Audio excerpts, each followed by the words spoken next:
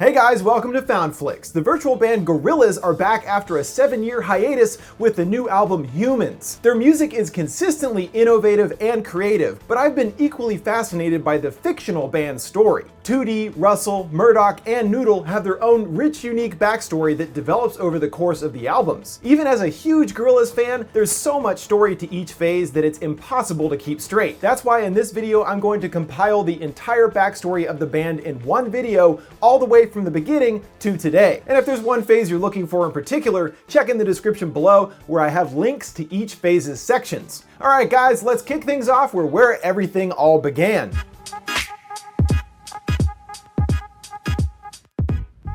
The origin of the GORILLAZ can be traced back to a fateful encounter on August 15, 1997. 2D, then known as Stu Pott, a mentally deficient keyboard enthusiast, worked part-time at an instrument shop, Uncle Norm's Organ Emporium. Meanwhile, local hoodlum and Satanist Murdoch Nichols had dreams of creating a chart-topping band and was willing to do anything to make it happen. In desperate need of equipment, he crashed his Vauxhall Astra into Uncle Norm's store, driving through the building and crashing directly into Stu Pott's head, permanently damaging his left eye. Murdoch was sentenced to 30,000 hours of community service, including taking care of the now catatonic Stu. Not long after, Stu's other eye was damaged when Murdoch was trying to impress some girls by doing 360-degree turns in a Tesco parking lot. Stu was thrown from the car, hitting his head on the curb, damaging his other eye, but waking him from his catatonic state. After this, Murdoch recruited Stu into his band, impressed with his black-eyed look, dubbing him 2D for the two dents in his head. 2D's eyes have what are called 8-ball fractures, where the iris of the eye is filled with blood. He can still see, but his vision is blurry. Then in September of 1998, Murdoch acquired Kong Studios, a sprawling building with a strange history built atop a hill within a rundown cemetery and landfill in Essex. Murdoch discovered the building on the website Giant Disused Haunted Studios in the Middle of Nowhere.com. Well, that sure is specific. The owners were looking for a caretaker to look after the building in the off-season. It was only supposed to be for a few months, but when Murdoch arrived for the interview, the owners threw the keys at him and ran down the hill screaming. Murdoch and 2D instantly knew they found the perfect place to call home. Murdoch then found a drummer for the group, Russell Hobbs, a middle-class New York native with a troubled history. He was expelled from a private school for suffering from demon possession, and the trauma of his possession left him in a 4-year coma. He was finally awoken by an elaborate exorcism. After recovering, Russell began attending Brooklyn High School, where he made friends with a group of rappers, DJs, MCs, and street musicians. They introduced Russell to hip-hop, which he says saved his soul. Unfortunately, his friends were all gunned down in a drive-by shooting by gangbangers who all wore red hooded tops. One was wearing a black hood, and thusly Russell called him the Grim Reaper, who plays into Russell's story later. Russell was the only survivor of the shooting, and surprisingly he became the receptacle for all of his slain friends' souls, including the Blue Phantom and spirit of his best friend, Del the Funky Homo Sapien. With the power of their spirits in him, Russell gained impressive skills in crafting hip-hop music, but also left him with the side effect of glowing eyes. His parents shipped him off to the UK for his own safety and to hopefully move on from all the trauma he suffered, but he was unknowingly put right into the path of Murdoch and his quest for superstardom. Russell got a job at Big Black's record shack in Soho, where he first encountered Murdoch. When Murdoch asked for an obscure record, he slipped a bag over Russell, taking him away to Kong Studios. Fortunately, Russell liked the music Murdoch was working on and decided to stay. Now they just needed a guitarist, although technically they did have one for a bit in 2D's ex-girlfriend Paula Cracker. 2D liked her, but Russell caught Paula and Murdoch having an affair in the Kong Studios toilets. Romantic. Russell, being 2D's best friend at the time, was furious, breaking Murdoch's nose in 5 places, which gave it its signature strange appearance, though his nose was actually broken a few times before this as well. So Paula was let go, and the guys did what any normal band would do when needing a guitarist: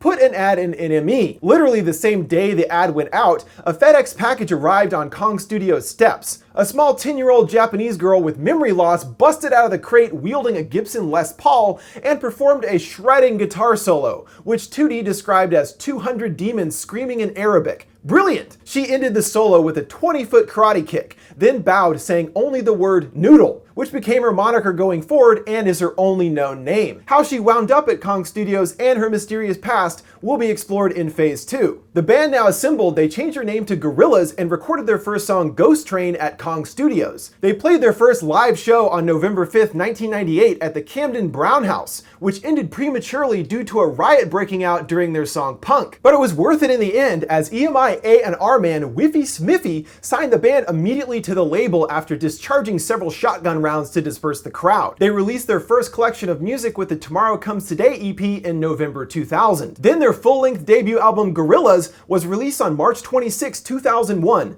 featuring the singles Clint Eastwood, 19-2000, Rock the House, and Tomorrow Comes Today. At the beginning of 2002, GORILLAZ embarked on an 11-month tour of North America. After the tour, they took a 6-month break in LA, where they attempted to get a GORILLAZ movie project off the ground. That Halloween, Kong Studios was shut down by law enforcement. The police kept the area secure while they investigated the strange paranormal activity of the area, and GORILLAZ spent this time working on their movie while renting a house in the Hollywood Hills. But the movie ran into problems due to the band over-partying and disagreements with producers and directors. The movie fell apart, and things came to a head when Murdoch almost killed 2D, and the band went their separate ways on a 1.5-year hiatus.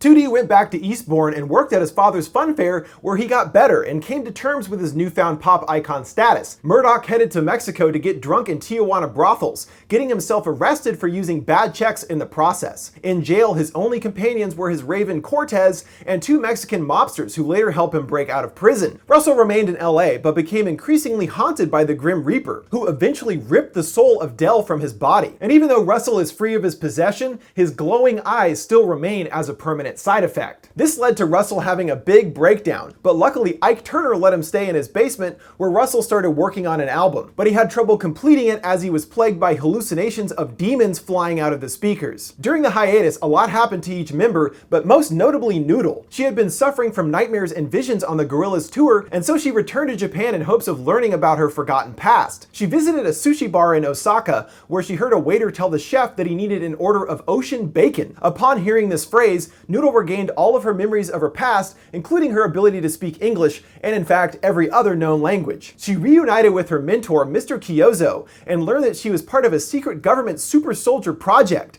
and was the only survivor after the project was scrapped. Kyozo was forced to kill the others, but couldn't bring himself to hurt Noodle. He erased her memories with the words ocean bacon, and sent her to England in a FedEx crate. Now we know what led Noodle to Kong Studios in the first place. With a newfound resolve after regaining her memories, Noodle returned to Kong, which she found in a state of disrepair in the band's absence. And even worse, the studio had become infested with hordes of zombies. Using Kong's surveillance room as a safe house, Noodle slowly cleaned Kong Studios of the undead inhabitants. During this time, Noodle decided to record her own album, and she laid out the concept for the 2005 album Demon Days. And after ridding the building of zombies, Noodle set out to reunite with her bandmates. Demon Days was released on May 23, 2005, featuring the singles Feel Good Incorporated, Dirty Harry, and the double A-side of Kids with Guns and El Mañana. Near the end of this phase, Noodle was considering taking a break from the band for a while and planned to leave after filming the final music video for El Mañana. But things went south when 2 heavily armed helicopters appear and gun down the island.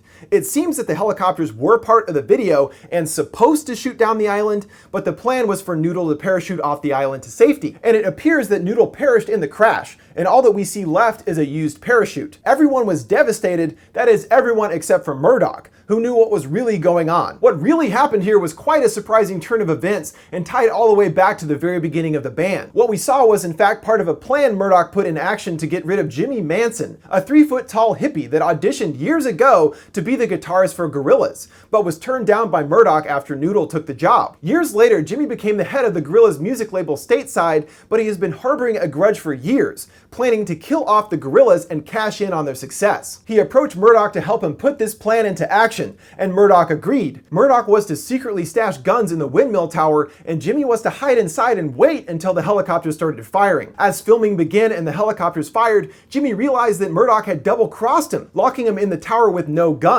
Noodle did parachute off the island safely while the island crashed and exploded, killing Jimmy Manson in the process. When discussing the matter in the GORILLAZ autobiography Rise of the Ogre, Murdoch had this to say on the matter: "There's no way I'm killing Noodle. She's Noodle. I'm not having some 2-bit loudly despot record company company nut killing off my band. He set himself up and burned all the evidence in the process. Instant karma for Mr. Jimmy Manson. Though for now it still appears that Noodle is missing, and Tootie and Russell set off in search of her, and the band go their separate ways once more. Now on his own, Murdoch spent the next few years on a bender around the world until 2008. Running low on funds, he burned down the ruins of Kong Studios, cashed in on the insurance money, blamed the fire on some kids who were arrested, and fled the country.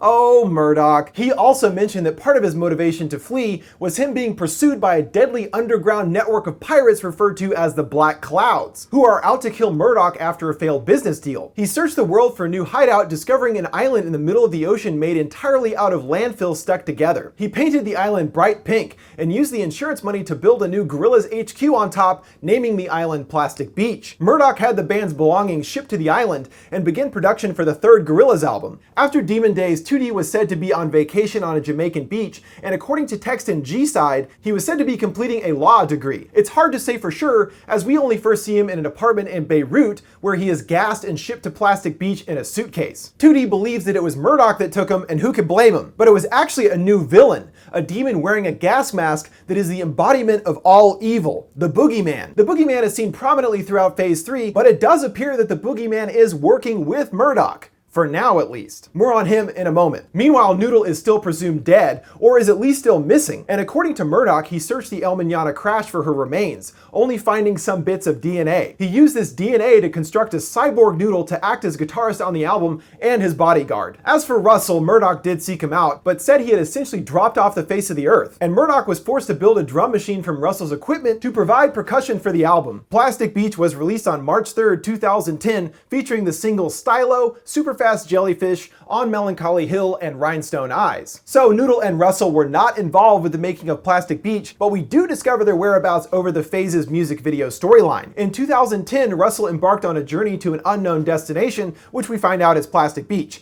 by diving off a dock and into the Pacific Ocean. The band's journey to Plastic Beach begins in the Stylo video, with Murdoch, 2D, and Cyborg Noodle driving a 1969 Camaro SS called Stylo. They have obviously been through some stuff already, as 2D is seen bruised, and Cyborg Noodle has a bullet hole in her head. They evade the police, and then Bruce Willis as a bounty hunter pursuing them in an El Camino on a stretch of highway in the California desert. There's also a large black cloud that appears overhead, and soon after the Boogieman appears, manifesting from the ground surrounded by similar clouds, taking a police officer and disappearing. Bruce loses track of the three when they drive off the road into the Pacific Ocean, and as they descend into the water, Stylo transforms into a shark-like submarine. Then in On Melancholy Hill, we have the return of Noodle 4 years after her disappearance. She is aboard an ocean liner, the M. Harriet, which is under attack by two planes, most likely the Black Clouds. Noodle retrieves a Thompson machine gun and fires on the planes, taking one out. But she doesn't have enough time to shoot the other, which drops a bomb on the ship. As the ship sinks, Noodle makes it to a lifeboat with only her guitar and some supplies. Meanwhile, Cyborg Noodle regains consciousness inside of the shark sub,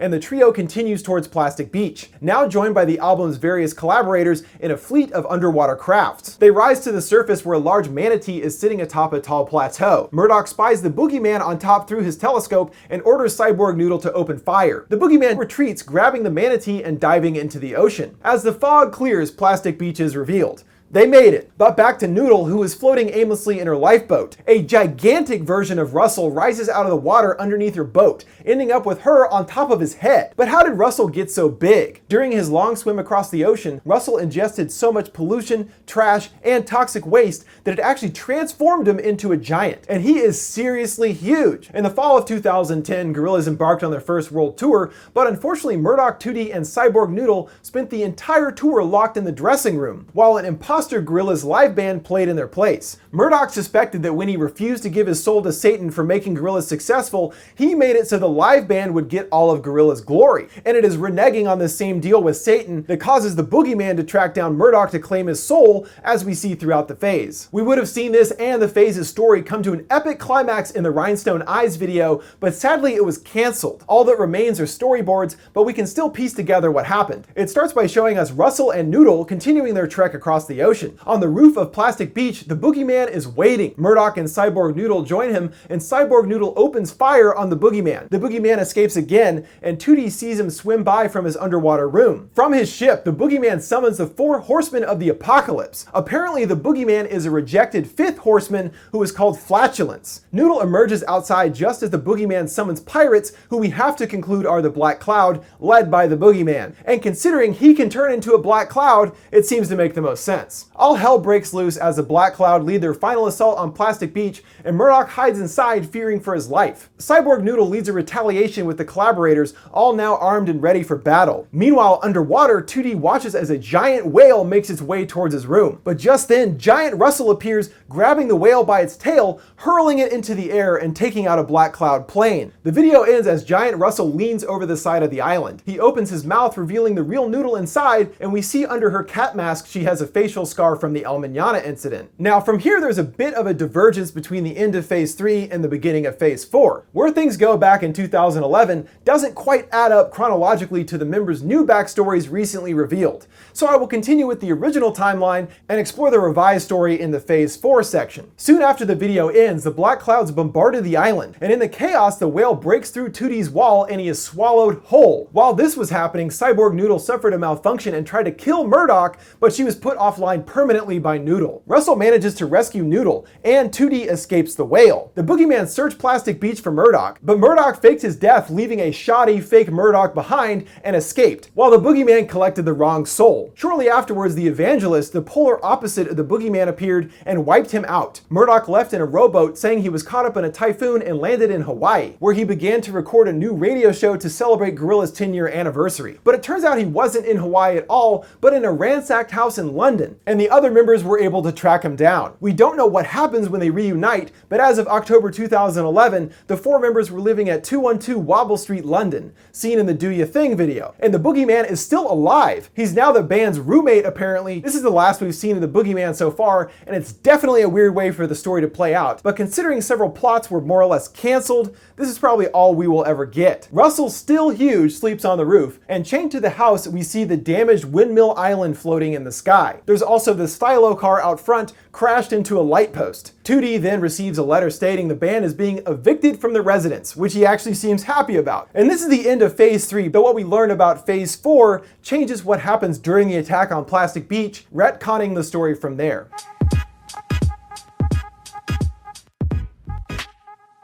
Now on to Phase 4. As the phase is only beginning, there is sure to be a lot more to come, especially with the TV series coming next year. But the story for Phase 4 began years ago back on the attack on Plastic Beach. Most of what we find out comes from each member's respective books that fill us in on what they've been up to. The Black Cloud laid waste to the island, and Murdoch escaped in a rusty submarine with Cyborg Noodle in tow for company, which Murdoch describes as the perfect shipmate for him, as she didn't speak, she didn't judge, and she had absolutely no sense of smell. Eventually, Murdoch drank all the cases of Psycho Jerry's rum on board, and he made it to the surface for a whiz. As he was emptying his dangerously enlarged bladder, a giant shadow loomed over him, the battleship Ringo, which is owned by music industry giant EMI and Gorillaz record label. EMI sent a fleet of ships in search of Murdoch, and at last they had him. He was captured, slapped around, and taken to a secret prison in London. For 3 years, Murdoch lived in Dungeon Abbey beneath Abbey Road Studios, until one day he was offered a deal by Entertainment Internal Affairs. With the music industry going down the toilet, they desperately needed Murdoch's help. In exchange for his release, Murdoch agreed to write a new Gorillaz album and moved immediately to a new studio home in West London. Next up, 2D. During the attack on Plastic Beach, he hid in his underwater room. Without realizing it, he put himself in danger of a far fiercer foe, Massive Dick, a great white whale. The beast swallowed 2D in one bite, swimming into the deep. But a lifetime of eating ocean garbage and now 2D took its toll on the whale, who died. His carcass washed up on a desert island where 2D was finally free. Too bad he has no survival skills whatsoever, so he has no option but to eat his former host. Several months later, 2D spotted a plane flying along the coast. Moved to tears by the sight of hope, he set off after the plane. A mere 23 minutes later, he was in the middle of a full-scale beach rave. It turns out 2D wasn't marooned at all, but he had in fact landed in Guadalupe off the Mexican coast. 2D joined the beach party, ate some strange tasting brownies, and came in third in the wet t-shirt contest. As he claimed his prize, realized Tootie had a eureka moment. He would take a year to find himself, which was actually really easy as he was right there. But he stayed the whole year anyway until he got sacked from his job weaving friendship bracelets and it was time to go home. At Heathrow Airport, a man at arrivals held up a sign saying wanker, which Tootie of course knew was for him. The car took him back to West London and Murdoch's new HQ. Russell escaped from the pirate attack, cradling Noodle in his giant mouth and swimming away. They ran into trouble off the coast of Japan when Russell was mistaken for a whale and harpooned. He managed to wriggle free, but Noodle was lost, swept away in the blood-red waters. Wounded and delirious, Russell struggled through the ocean humming all by myself until he lost consciousness. Eventually, he drifted into the Yellow Sea, washing up on a North Korean beach. Giant Russell was taken by the North Korean leaders where he was put on exhibition. The leader declared he had captured Pulgasari, the legendary North Korean Godzilla. Russell quickly became the country's biggest attraction, but in time, the country's meager food rations caused Russell to shrink back to normal size. Realizing he was just a man, the leader proclaimed that he had personally defeated Pulgasari and Russell was released. He was sent back to England where he wandered the streets of London until musician and GORILLAZ collaborator Jeff Wooten let him crash on his futon. A few days later, Jeff got a call from Murdoch and Russell immediately moved into Murdoch's new place. As for Noodle, she awoke days after the plastic beach attack in a Japanese fishing village. She'd been nursed back to health by an old pearl diver named Chiyoko, and to repay his kindness, she took a job as his apprentice. One day while beneath the waves, Noodle opened a giant pearl shell, accidentally releasing an ancient hell demon called Mazu. Mazu is a shape-shifting devil of unimaginable evil that can take human form. Noodle set out to destroy it, and she spent years pursuing Mazu across Japan, finally tracking it down to Tokyo, where it had risen to the top of the criminal underworld. Noodle disguised herself as a geisha and infiltrated Mazu's headquarters, the Demon's Lodge. While Mazu was distracted by a heated bout of drink while you think, Noodle lopped its head off, ending its earthly existence. She escaped its sumo bodyguards, packing herself into a FedEx crate with dried fish, bottled water, and a copy of Moby Dick. Her package was addressed to Murdoch in London. The band finally had made it back together after all going through their separate trials after the plastic beach attack, and began to record the newest Gorillaz album, Humanz. Humanz was released on April 28, 2017, featuring the singles Hallelujah Money, Saturn's Bars, We Got the Power, Ascension, Andromeda, Let Me Out, and The Apprentice. Well, that's a lot. Though we only see the Gorillaz story continue in the video for Saturn's Bars. The Bath! It features the band moving into Spirit House, what we assume is this phase's HQ. As the band make their way there, we see this creepy face in a window. Maybe this is the first appearance of this phase's villain, or just something to be creepy. The Spirit House is aptly named. Not only is it decrepit and spooky, but is haunted by some weird looking spirits. The band try to relax and each have strange encounters with the inhabitants of the house, most notably Murdoch, who goes on an interstellar psychedelic journey. The haunting comes to a climax and the spirits seem to vanish. The next morning, the band leaves the house for pancakes, and as they drive off, there's a suffocated highway scene overhead. There's also signs all over the place for new developments around the area. The city is swallowing everything around it. That's all we know so far about Phase 4's story, but this is only the beginning. The Gorillaz have had one interesting, complicated journey so far, and I'm excited to see what happens next. That'll do it for my breakdown of the Gorillaz backstory. Thank you so much for watching, guys. If you have any other videos you'd like to see me do, let me know down in the comments. Thanks for watching Found Flicks. See you next time. I'm off for a bath.